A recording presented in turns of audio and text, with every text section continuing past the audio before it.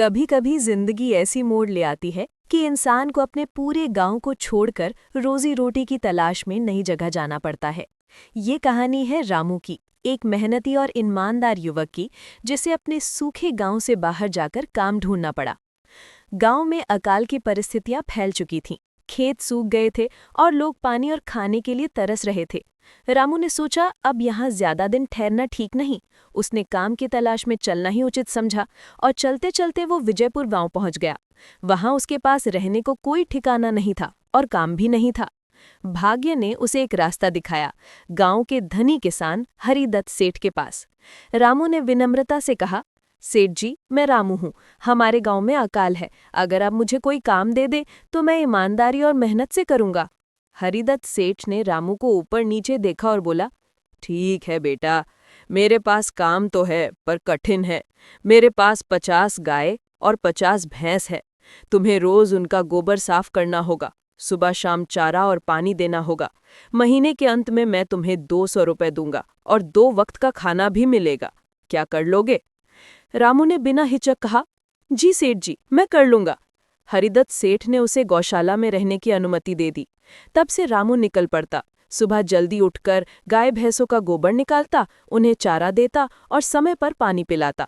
वो अपना काम सच्चाई और मेहनत से करता रहा।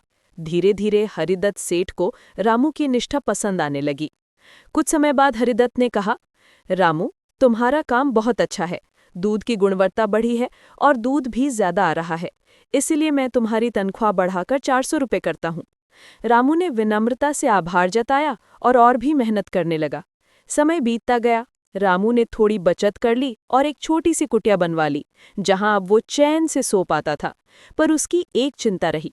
गांव में चोरी के बढ़ते किस्सों के कारण रात में घर खाली रहने पर पैसे रखना सुरक्षित नहीं था। एक दिन रामू ने हरिदत्त से कहा, सेठ जी, मेरे पास कुछ पैसे जमा हुए हैं। मेरा डर है कि रात में चोरी हो सकती है। क्या इन्हें सुरक्षित रखने का कोई रास्ता है? तो हरिदत्त ने कहा, अभी गांव में सबसे भरोसेमंद जगह ठाकुर रघुवीर का घर है। उसके यहाँ काफी पहरेदार हैं और लोग उसे भरोसेमंद मानते हैं। तुम उसके यहाँ पैसे रखवा दो। रामू ने हिम्मत करके ठाकुर के पास जाकर अपने रुपए 5,800 हाथ में दे दिया और कहा कि वो कुछ समय के लिए इन्हें संभाल कर रखे। ठाकुर ने आदर से पैसे लिए और भरोसा दिलाया कि सब सुरक्षित रहेगा।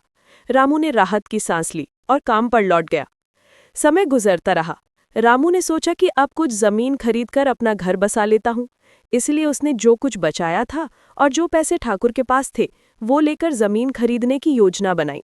पर जब वो ठाकुर के पास अपने पैसे लेने गया, ठाकुर ने ऐसे कागज मांगे जिनका रामू के पास कोई प्रमाण नहीं था।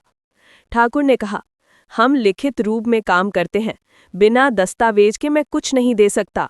रामू ने समझाने की बहुत कोशिश की, पर ठाकुर ने उसे शक की निगाह से देखा और गुस्से में अपने लोगों को बुलाकर रामू की पिटाई करवा दी। रामू पर डंडों से वार किए गए और वो घायल होकर घर लौट आया। रामू के शरीर पर चोटों के निशान थे और दिल दुखी था। 2 दिन तक वो काम पर नहीं आ पाया। जब हरिदत्त सेठ को ये पता चला, वो बहुत चिंतित हुआ और रामू के पास जाकर खेद प्रकट करने लगा। मैंने ही तुम्हें उस ठाकुर के पास भेजा था, मुझे माफ कर दो। हरिदत्त ने हार नहीं मानी। उसने रामू की मदद करने की ठानी और एक चाल चली। अगले दिन वो एक बड़ा सूटकेस लेकर ठाकुर के घर पहुंचा और कहा कि वो कुछ महीनों के लिए शहर जा रहा है और बहुत सारी नकदी उसके साथ है। क्या ठाकुर उसे थोड़े दिनों के लिए संभाल सकता है? ठाकुर ने खुशी खुशी पैसे लिए। उसी वक्त हरिदत्त के नौकर ने खबर दी कि व्यापारी आ रहे हैं और उसे तुरंत पैसों की जरूरत है। हरिदत्त ने अपना बैग तुरंत लिया और चले गए। इसका मतलब हुआ कि ठाकुर के पास रखे गए सारे पैसे अब वहां नहीं थे। इसी चाल से सच सामने आ गया। जब ठाकुर की चालबाजी उजागर हुई तो उसने रामू से माफी मांगी और उसके पैसे वापस कर दिए। रामू बिना किसी शोर शराबे के पैसे लेकर चला गया। उसका उद्देश्य बदला लेना नहीं था, बस इंसानियत की उम्मीद रखनी थी। इस कहानी से हमें यही सीखने को मिलता है कि मेहनत और ईमानदारी का फल अक्सर देर से मिलता है, पर मिलता जरूर है।